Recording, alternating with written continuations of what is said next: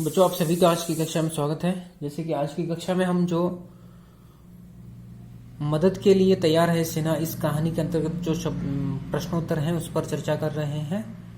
पहला प्रश्न जो है, सेना के कितने अंग हैं, उनके नाम क्या हैं, क्या उनमें आपसी तालमेल है?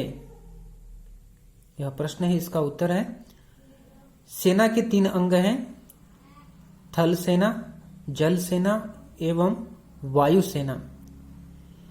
ये तीनों ही पूरे तालमेल से कार्य करते हैं। ये तीनों ही पूरे तालमेल से कार्य करते हैं।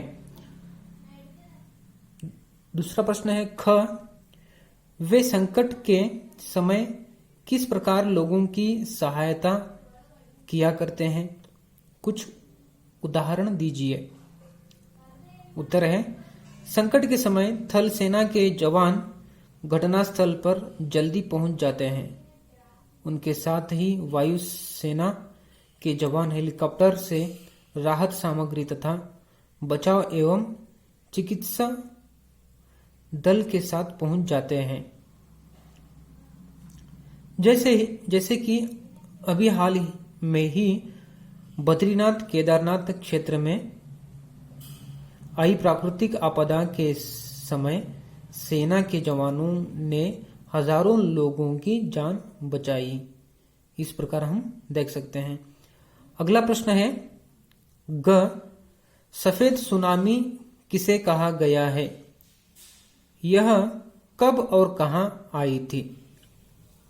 उत्तर है, जम्मू कश्मीर में सन 2005 में भयंकर बर्फबारी हुई थी, जिससे आवश्यक व्यवस्थाएं तो ठप हो ही गई।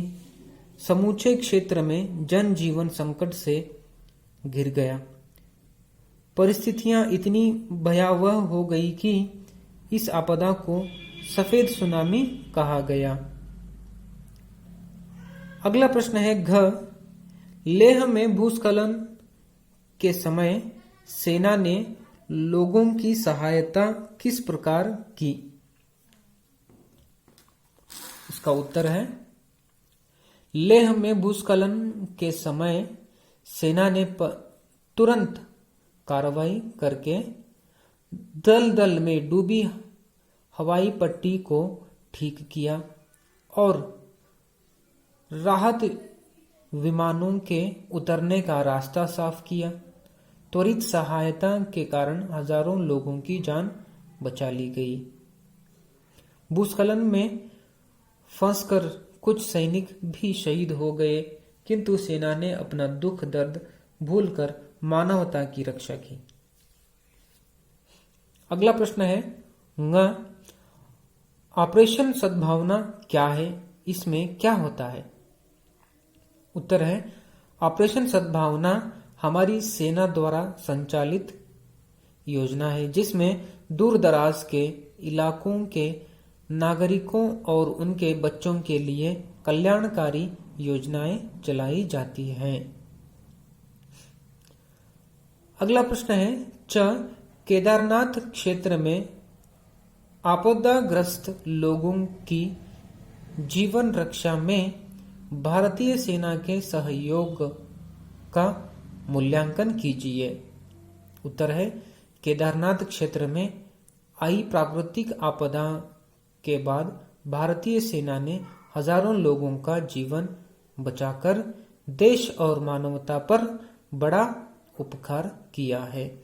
बच्चों, इस प्रकार हम आज की कक्षा में मदद के लिए तैयार है सेना, उस कहानी के अंतर्गत जो प्रश्नोत्तर हैं उस पर चर्चा किए हैं। इन सारे प्रश्नोत्तरों को आप अच्छे से अपने नोटबुक में लिखने का प्रयास करें।